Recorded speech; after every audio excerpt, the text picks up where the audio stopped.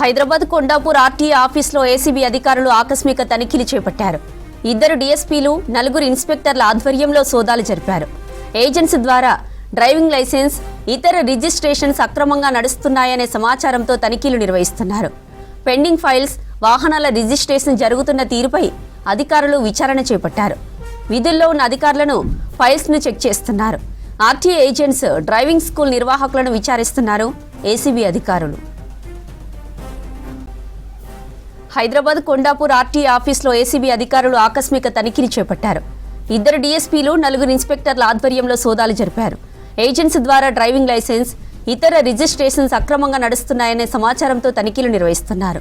Pending files, వాహనాల registrations జరుగుతున్న తీరుపై అధికారులు విచారణ చేపట్టారు. విధుల్లో ఉన్న అధికారులను ఫైల్స్ని చెక్ చేస్తున్నారు.